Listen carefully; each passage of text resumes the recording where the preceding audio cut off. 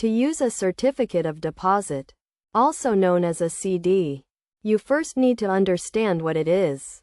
A certificate of deposit is a type of savings account offered by banks with a fixed interest rate and maturity date. It is a low-risk investment where you deposit a sum of money for a specified period, and in return, you receive a fixed interest rate, typically higher than a traditional savings account.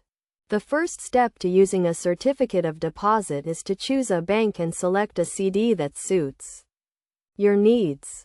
Consider the interest rate, maturity period, and minimum deposit requirement. For example, you may choose a 6-month CD with a 2% interest rate and a $1,000 minimum deposit. Once you have chosen your CD, you will need to deposit the minimum required amount into the account. This money will be locked in the CD for the specified period, and you will not be able to withdraw it without incurring a penalty. After depositing the money, you will receive a certificate from the bank, which serves as proof of your investment. The certificate will include the principal amount, interest rate, and maturity date. As the CD approaches its maturity date, you will have several options to consider.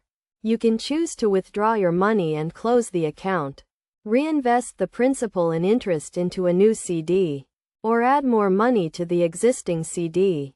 It is essential to note that CDs are insured by the Federal Deposit Insurance Corporation, which means your deposit is insured up to $250,000, making it a very low-risk investment.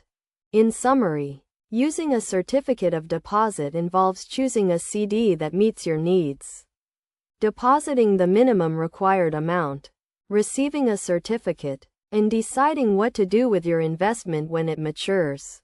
By following these steps and considering your financial goals, you can effectively use a certificate of deposit to earn a fixed interest rate and grow your savings over time.